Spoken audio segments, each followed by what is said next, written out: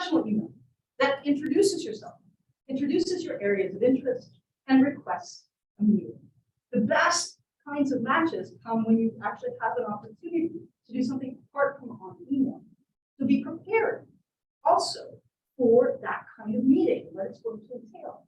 Know yourself, know the person you're talking to, have an idea of what your research is going to entail. This doesn't necessarily mean knowing from the get-go the endpoint of your project. It doesn't mean having all of your answers sorted. Your methodology might be theoretical for you. It does mean being open and receptive to a conversation. It does mean being open and receptive, listening. One thing I look for in a student that I'm going to supervise is your ability to listen and to engage feedback. So this is something that I'm going to be looking for. So be that kind of person who can be receptive and open, flexible, but still know what it is that you want to do. And there are other important things that we could be talking about here. I'm about to wrap up. Okay. The most important thing you need to know is the second week of May is Supervisor Appreciation. It's not mandatory, but it's important. At any rate, thank you very much. Thank you so much. Fabulous. Thank you so much. So make sure we've got some time for questions at the end, but lots of things out there. Thank you so much.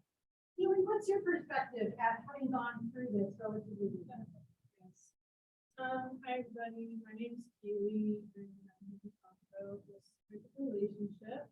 I want to introduce myself a bit. I'm in my second year of my master's program over at Brantford in criminology. I'm currently looking at nation-imposed punishment techniques. But yeah, that's my work. Let's talk about yours. So I want to talk a bit about this process of finding a supervisor.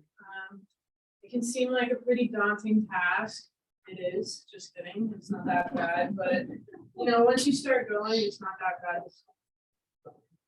So the first thing you want to do is look at the faculty member pages. That's where most of faculty members have their interests listed, their research interests, and they're also, more importantly, their emails. So you can find their email there and whip up a really nice professional letter that you're going to send off to them. Basically just ask to talk about your research interests. So you don't need to have a whole proposal finished and good to go and showcase them. They know that your ideas are going to be relatively up in the air at this point. So just try and continue being open in these conversations. Supervisor actually.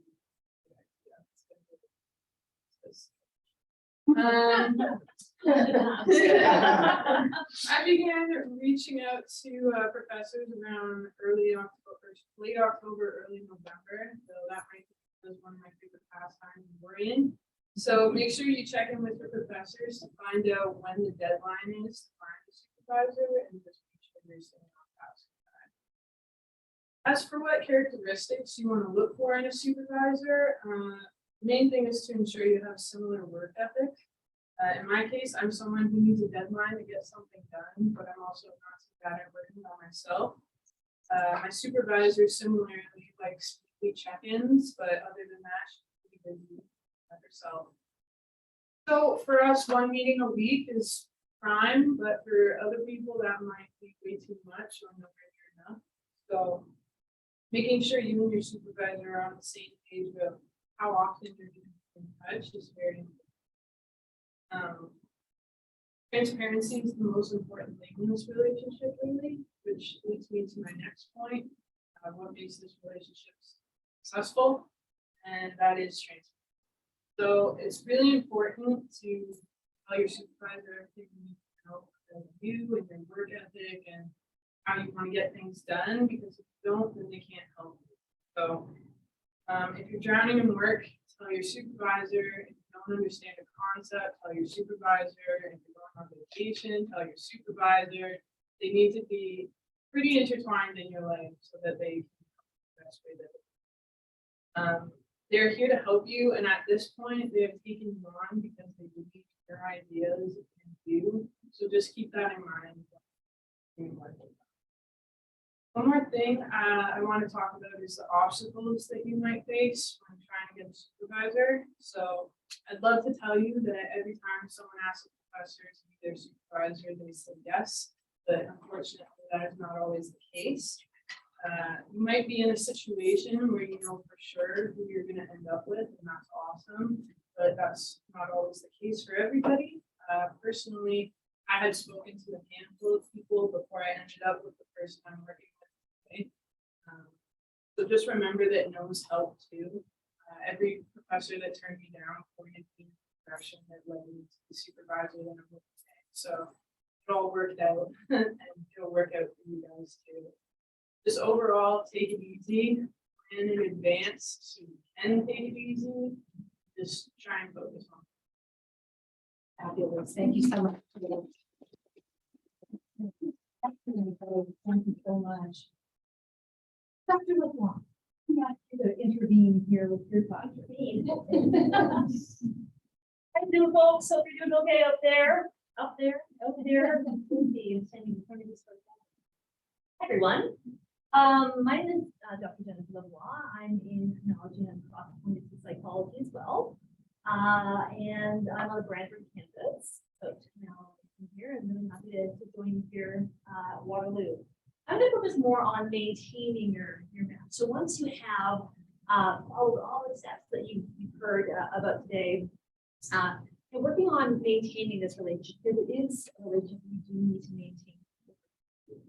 And so I like to, I have 12 graduate students right now. I supervise 3 PhD students from other universities, and then the remainder are master's students. So I have a lot of experience, and I'm a busy supervisor. And so for me to be able to supervise successfully my students, it's really important that we have a chat about expectations, because you may be coming in with a set of expectations about your supervisor, and they may not be the same as what your supervisor is expecting. So it's really important to sit down with that person and really talk about what you want to get out of this relationship, what they're hoping to get out of a relationship. Oftentimes when I take on a student, it's because I see them making a contribution to my lab. I do virtual reality work with policing organizations and teaching officers how to de-escalate mental health crisis. So that has a lot of overlapping disciplines, and I'm usually interested in working with students who can help advance a pretty important agenda. So understanding expectations and also timelines. So how do you work through your degree? How do you progress through? When are those times do you think you're going to need more support from your supervisor, and then talking to your supervisor about that?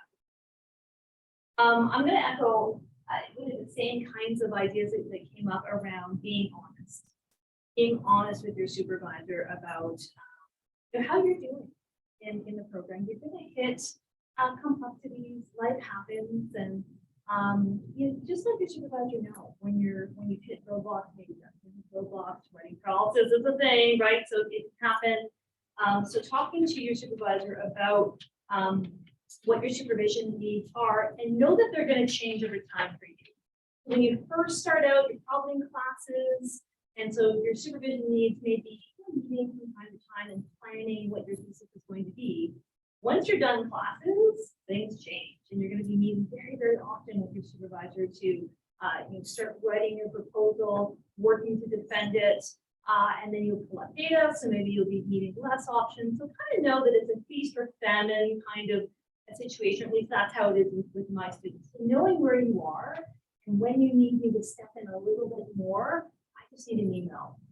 I love having coffee with my students. I love interacting with students. So we're coming out of a pandemic phase. My best advice to you is be on campus. Build community with your campus. The more you're here, the more I can see you, right? I'm around my students, and those kind of occasional hallway conversations. I know for myself, I went to school at Simon Fraser University, and it was those hallway conversations where I had these aha moments with my work. So being able to informally connect with your supervisor and connect with your group of people that are going to support you through this is so important. And it's hard to do that at home, which will bring me to my next point. Don't go radio silent. Sometimes my students do this. You're gonna hit a point, I guarantee it, this happens to every grad student, you're gonna hit a point where you're really overcome. There's a lot of work, there's a lot of deadlines, scholarships are due, maybe your proposal's due, you took on that RA ship, you took on all these opportunities, and you kind of hit a breaking point. And so you think that maybe the best thing to do is just kind of tuck away and put your head down and start working. And then you lose contact and you stop coming in and you don't have any connection to your support and your supervisor hasn't seen you in a while. That's a place where we don't want you to be. So I encourage you, when you're in that moment, you're like, oh, Dr. LeBlanc warned me about this in orientation. I've hit this point where I've been at home a week or two. Don't do that. Reach out, send an email to your supervisor. We really heard it all. It's okay to say that you're struggling. Okay to say, you know what, I think it's a little bit too much on right now. What can I do? And we are experts in the resources that are available on campus. We can help. We want to help. We want you to be successful. So the more you can reach out, the more you're here accessing the community, the more that we can see you, the more we can help support you through this process. These are honestly going to be the best years of your life. You're going to love working here as a grad student. So ask your supervisor for opportunities if you're up for it, right? If you want to go to a conference or you want to take on an RA-ship, you ask around. And it's not just your supervisor that you can get resources from. There's a whole faculty here that wants to help supervise or connect with you in some way. So reach out beyond your primary supervisor. You can make wonderful relationships with other faculty. Am I out of time? Yes. I'm told out of time, so I'm more. I'll stop here. Thank But you. fabulous advice. No ghosting, no Don't ghosting. go stuff. We'll find you. And also this idea that the rest of the faculty is available to you. Just because you have a supervisor doesn't mean you can't take advantage of other faculty less than you can. Michael. Hi, everybody. So as we said earlier, I'm Michael Woodford. I use he, him pronouns. I'm the Associate Dean for the doctoral program at the Faculty of Social Work. And we're actually located downtown Kitchener, so come visit us. Really looking forward to being back on campus with everybody in our program this week as well. Really happy to be here, and a special shout out to our folks on Zoom, maybe some of our own students. So a couple of things I want to say a big thank you to the folks who spoke so far, because I think, yes, I'm sitting there nodding. It's like, yes, these are excellent points for sure. A couple of things that I think about, and this might be unique to our program. So in our graduate program, we have the Masters of Social Work and also the PhD. Of course, the PhD requires a dissertation, so it's a research-focused PhD. In our master's program, there's an optional thesis. So not every master's student in social work does a thesis. And so knowing what those program expectations and opportunities are is really important, and also what those timelines would be in terms of by when should you have it. And we have some students who come in and finish their master's in a year. But how realistic is it to do a thesis within a year? Probably not that realistic. And so having that honest conversation with yourself and saying, well, do I really want to go longer? Why am I doing thesis? You know, if you have that kind of optional research opportunity. You know, some of the things certainly I would say in terms of finding a supervisor would be, knowing yourself. That's a really important principle. What are you looking for? As was said earlier, what are you looking for? What are your strengths? What are your areas for improvement? What's that potential match? First impressions or lasting impressions. So that email that you send requesting that meeting, and such, like I would spend a little bit of time on that email because, that is going to be the first impression you might be making with the faculty member. If they're not somebody you've met with during orientation or met with previously, or maybe they're teaching you, that's a different scenario. Also to think about opportunities within your program. So we actually in our doctoral program have sort of meet and greets with faculty, so our incoming students get to meet faculty who they're not in the classroom with and such. So we do things like that. That's a great, opportunity, but then the follow-up email needs to happen. So again, those things are really important to think about that. I do think about these, and even going back to my doctoral study days where I approached it as when I went into a program where my supervisor was not assigned in advance or anything like that. So I had to find a supervisor. The coordinator at the time said, oh, you're going to work with Dr. Such and such. Like, okay, well, let me see, kind of thing. And I actually co-taught with that professor and thought, yeah, this is not a great match, right? And so it was really around relational things. So then I started to interview other folks, and one person I actually did an independence studies course with, a readings course with them. Again, came out saying, this is not a great match, right? You know, kind of thing. And that was really important because I felt the pressure from my program director that I had to work with one of either of those individuals. It's like, yeah, this is not really what I want. So then I started going around and interviewing some people. And when I found my supervisor, who was not in my area of research, but had some experience in the area, I felt this could be a really great match. Now, you might be thinking, what do you mean, Michael? You work with somebody who wasn't in your specific area, right? They had some knowledge and expertise in the area, but it wasn't their area of research focus. But then it was really important for me to think about my committee and what other folks I needed to have on my committee. So, your supervisor is your main contact, but you have to think about also your whole committee. And so what does that look like? And what are you asking of folks and what are they able to give? So having those honest conversations is really important. Also here at the doctoral level, you can have co-supervisors. And that can be an opportunity for sure.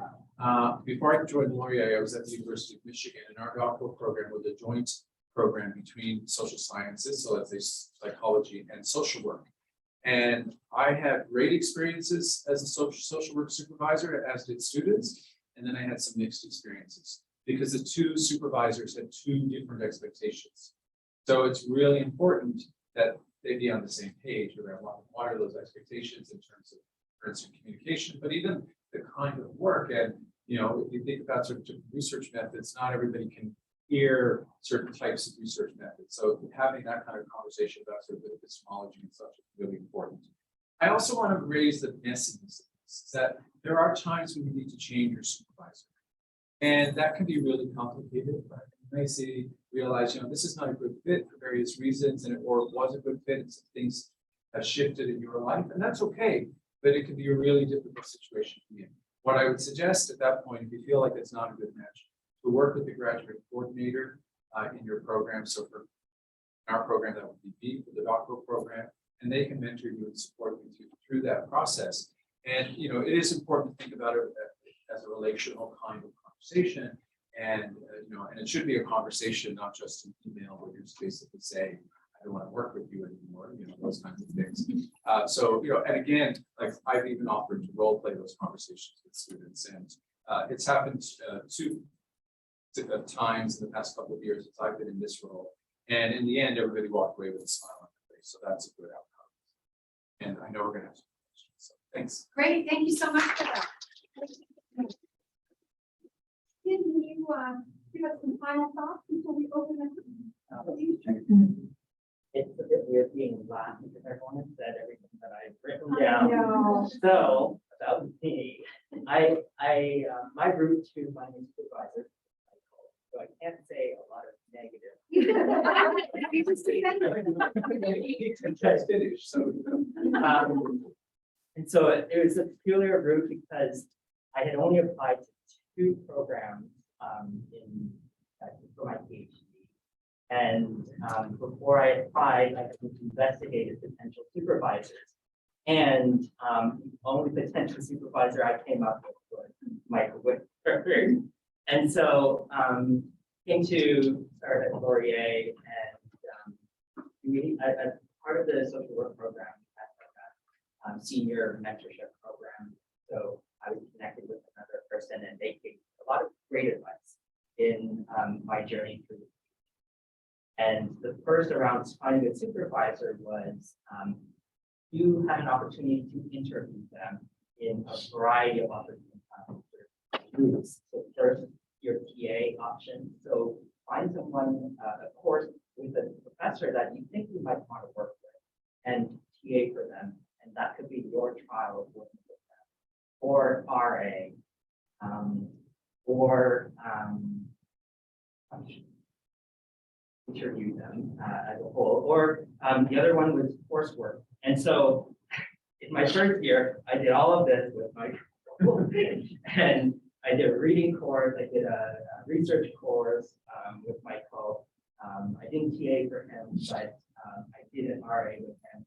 And by the end, he and I had a conversation and he's like, well, obviously. But back to track to the yes, I would like to be supervisor with the idea of finding a match in terms of personality and meeting our needs. So, what are your learning goals and how do you best learn as a learner? And so you want to try to get a grasp on that and work with your potential supervisor to figure out, is this person going to be able to meet your learning needs, right? Will they give you hands-on training if that's what you need, or will they be more hands-off and if that's the way that you work? Or whatever. The other piece I want to talk about that we sort of alluded to is this idea of project management. Your grad studies is essentially a major research project, a major project that you have to start to break down all of the necessary tasks, the timelines, and you are the project manager. You need to take responsibility for those deadlines. And what I've learned, over the last few years of working in the field is that you need to build in buffer time.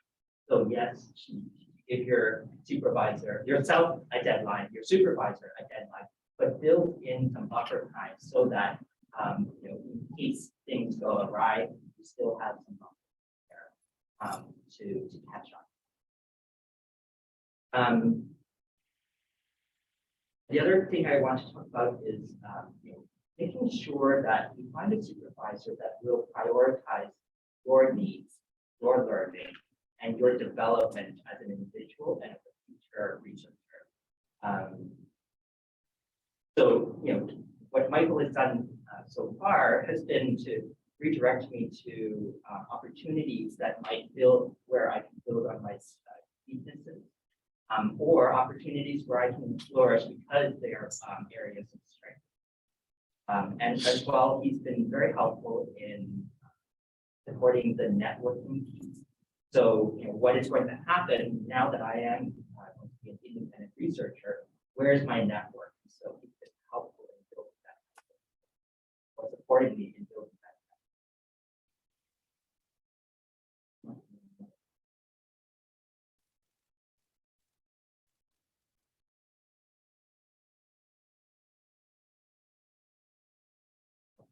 Is to remember to set expectations very early on and revisit them as needed because your needs evolve over time. Things change in your life.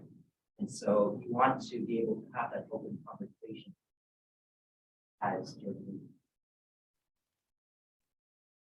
And the other thing that actually, Michael sort of touched on this piece of, you don't have to have that perfect supervisor who fits your exact topic area, your exact research topic. You can find and build your dissertation committee that will align with the theory, with the topics that you need in order to carry out your research project. You want to make sure that you find that supervisor that will align with your learning needs. And then from there, your research topic and theory and all that will come with time.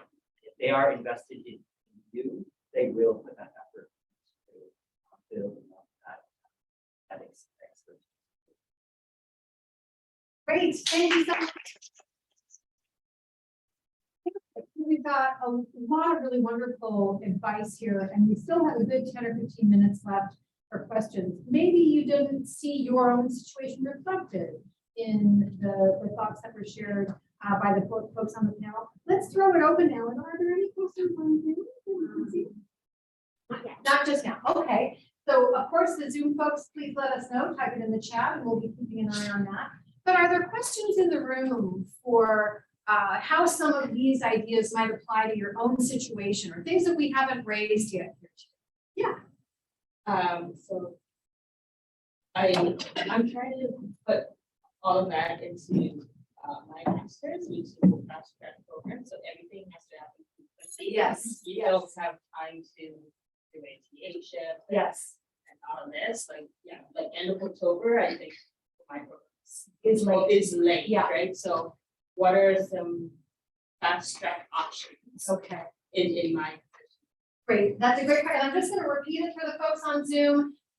The wondering if you are in a telescope or a fast track program, maybe in 1 year. You still have to accomplish a lot of these milestones, but you don't have the same runway. Yeah. So is any of the advice that you can offer here today, how can you think about that in that situation? Can I ask, what is your program? MA, which, sorry, culture, religion. Okay. Yeah, good. I can actually speak to that. Okay. Because I spoke to the chair of your program today. To ask, what do you hope for with the students?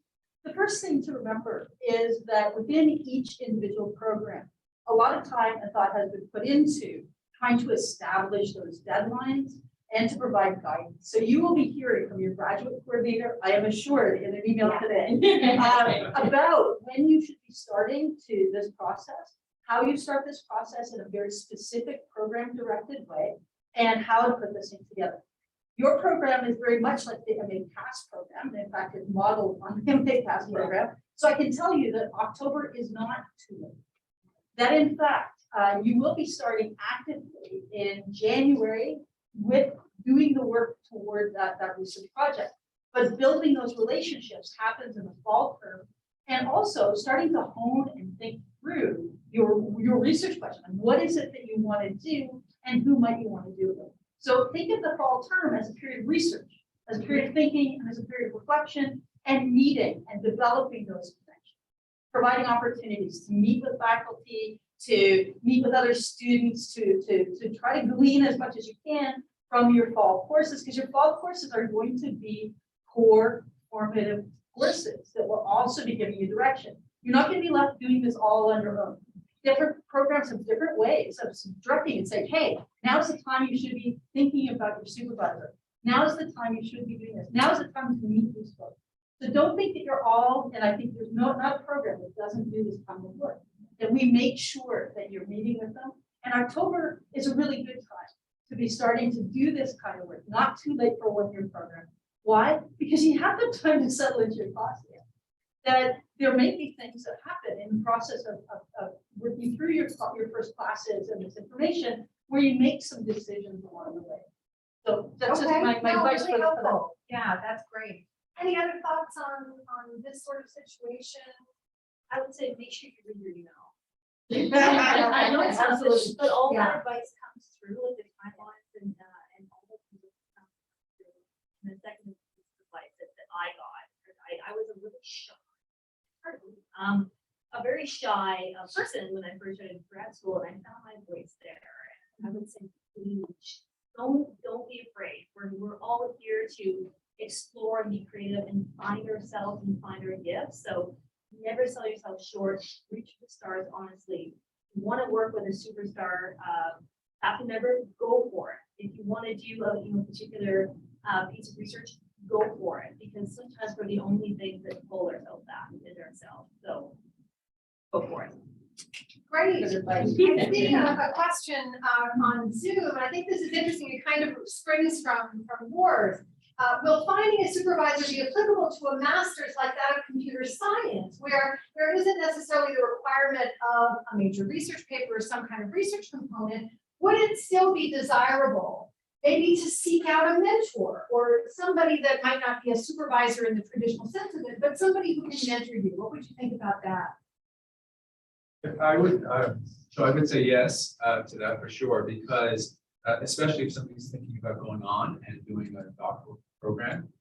So doctoral programs look for academic references. So if you've done some work, but you could also think about, are there ways that I could get some research experience, even though I'm not doing a research project as part of my degree? So maybe, working in somebody's lab, as a research assistant or volunteering and getting that experience, because that could be really helpful. And in a field like ours, like social work, many of us as faculty are still connected to the practice field.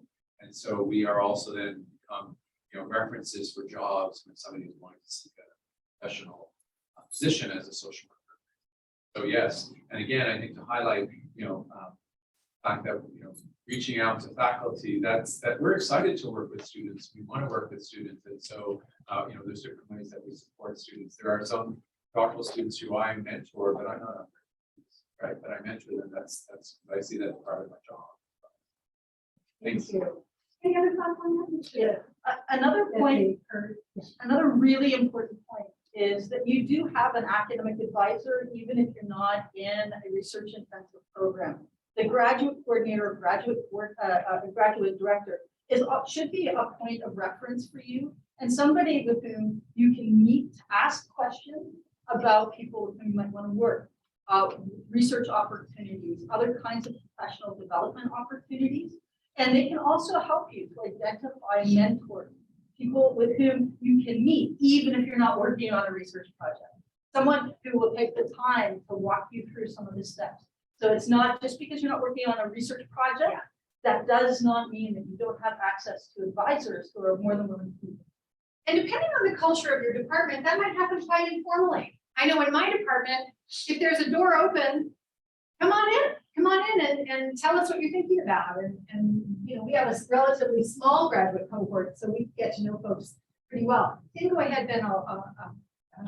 Just to add to the conversation, in social work, we have a lot of senior students hanging around, and so we can talk to the senior students who might have worked with certain professors before. Yes. They'll give you the down low on how those folks work. Yeah. And like honestly, you're finding the right supervisors, and you should take that initiative to interview them, find out what is their working, how do they work as an individual, and how would their mentorship work for you as someone who is seeking that potential mentorship. So you should also be interviewing folks, not just the other way around. Yeah. Thank you. And just for folks on Zoom, I think that point was important, in particular the idea of senior students who are around, who are also in a position to advise you, guide you. Yes. Sorry, hi. I give the disclaimer first. So I'm in the MA Religion, Culture and Global Justice. I am new in Canada. Yes, we're in the same program, and I'm at C here. So my question is, while this is the degree I'm doing, so 1 year MA, Religion, Culture, Global Justice. I am by profession a journalist from Pakistan, 25 years behind me. I'm at C because school was a very long time ago, my last MA. But my interest lies in communication and culture and media and religion and the confluence. That's what I've been working on professionally all these years. So in terms of finding the supervisor, can I go across departments? Can I help? Yeah, a lot of people don't know. There are program policies that you have to know. So for example, in past program, in order to work with somebody, they have to be actually listed as faculty for the supervisor. But you do have, in case of your program, a second reader. And that second reader is someone that you negotiate with your graduate director, who can be from anywhere in the university, and including in the past program, that's somebody who's not even in the university. But those are conversations that you need to open up to find out what the policy is. Criminal obviously has. No, probably the same policy. I would never restrict students to not looking outside of our university for the experts. They need to network beyond their degree. Right. So I have students who take on RHS at mine. So I'm thinking of had a committee within our department called the policies, of course, we need to know the policies, but part of the beauty of going to conferences and networking is finding the people around or in Canada that do the kind of work you're doing or can contribute in some way. I'm asking within university. I don't want to stretch too far, right? Yeah, But yes. So you would talk to Dr. Fox-Tree, who is taking over as your grad coordinator. Yes.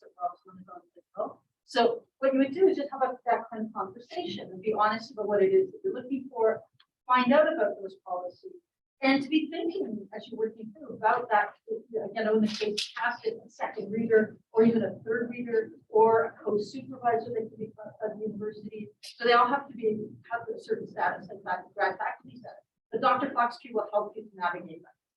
Okay, and Sam, what's CAS exactly? Cultural analysis and social theory. See, that's what I want to do. Yeah, Yeah. okay. Am I in the wrong program? I don't know. Well, it sounds like You're in a great program. it sounds like the first conversation probably is Dr. Foxtree to get to air all of this. But then, maybe you do want to talk to Dr. Ironstone, who is directing the CAS program. Please, all of you, remember that FGPS, the Faculty of Graduate and Postdoctoral Studies, is also a resource for you. So if you are encountering things that are challenging to you, if it's not disciplinary, we might be able to help. So just to reiterate that there are lots of resources here. I hope that in maybe even a week or two, maybe not a week or two, but very soon I want you to say that you're no longer at sea. That's my wish for you. And so I want to make sure we can help you to integrate in a way that's meaningful and get the most out of it. Everyone's been so kind. Kind is I'm good, but finding we need to give you what you need too. Any other questions? Yes. Just going back, about like going to conferences and like Yes. networking and all that. Do you find that like, cause I'm also in just like a 1-year MA program. Yeah.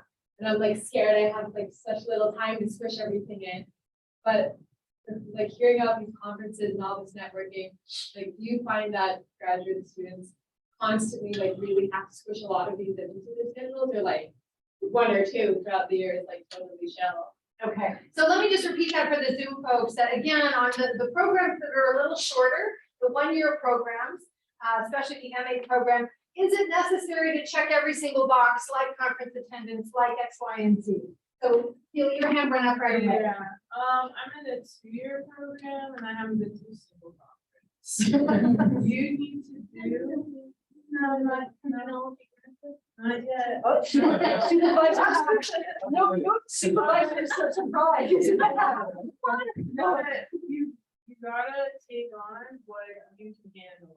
Like, I know my boundaries, and there were a lot of people in my program who did do conferences, but I also TA. I have my own coursework. I have my own business at home. I like go into the gym like a lot. So there's a lot on my plate. I have a job also outside of university. So like you have a life, and don't bunker yourself down and get into a hole you can't get out of simply to go to a conference because that's what master kids do. Like do what's healthy for you. And if you have the time and capacity to take part in a conference, then by all means go do that. Great experience. Throw it on a lot of important papers that you're going to be giving people soon. But take care of your mental first. It's definitely not mandatory, but we do find that a lot of grad students do want to do that. And if that is something that you do want to do, there's something that you can be doing is thinking about, for example, how a course paper that you might be writing could be translated into a conference moment. It's also okay to simply attend a conference rather than presenting at a conference. Also, if you're in the faculty of arts and maybe even beyond, the CAS program is going to be putting on its own mini conference coming up this year, so that we can get that opportunity to deliver coursework and course papers in a context that is conference oriented. So it really will depend on your program, and you ask that mentor to help you. If that's something you want to do. Ask them how you put in a paper, what it is like to present at a conference. Even maybe ask for a dry run, what it would be like. So you can ask for those kinds of support, but definitely not mandatory. Unfortunately, we've got to wrap this up because I want to make sure you get a break and then you are able to just walk down to the end of the hall and listen to Ivan Joseph, who is our VP of Student Affairs, but also one of the most watched TED speakers. So awesome, worth joy. Let me thank all of you, really fantastic. I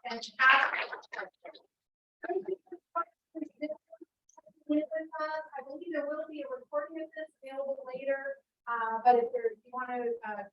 anybody before we leave, please feel free, and please feel free to reach out at any point as you're moving through your journey. All right, thank you so much. Thank you. Thanks, you guys.